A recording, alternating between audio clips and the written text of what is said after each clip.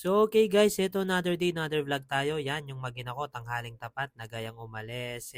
Kahit mainit yan. Si mami ko daw yan, papakulay daw ng buhok. So, ayun, iniwan ko muna sila doon at ako'y bumalik muna dito sa tindahan at nagbantay muna tayo. At habang walang gana bumibili, yan, naisip ko nga, bumili nga pala tayo ng ilulutong lumpiang toge. So, yan, dali-dali ko nang hinugasan yung toge at saka yung tokwa.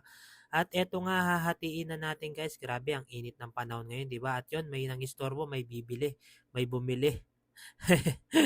So yan, tuloy-tuloy lang tayo. Kahit may bumibili, yan, tutuloy pa rin natin to kasi medyo gutom na si Daddy Jepo nyo para may meriendahin na kami dito ng kapatid ko. So after kong ang hiwa-hiwain yung tokwa yan, hinugasan ko ulit.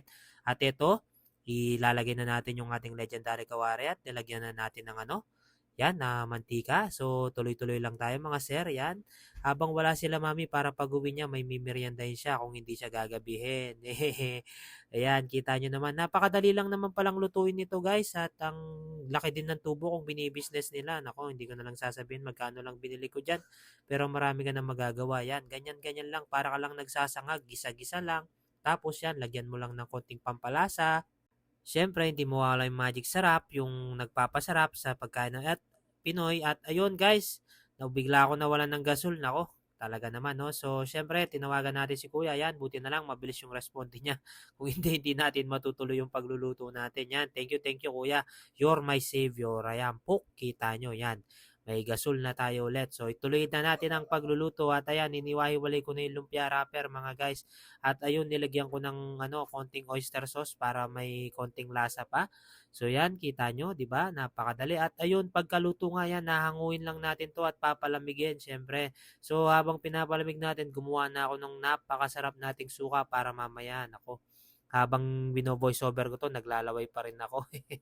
At ayun na nga guys, dito na tayo sa pagra-wrap ng mga lumpiang toge. Yan, kita nyo naman, ang pangit ng pagkaka-wrapper ko. Grabe, hindi talaga ako magaling sa ganyan. At ayun, sinalang na natin.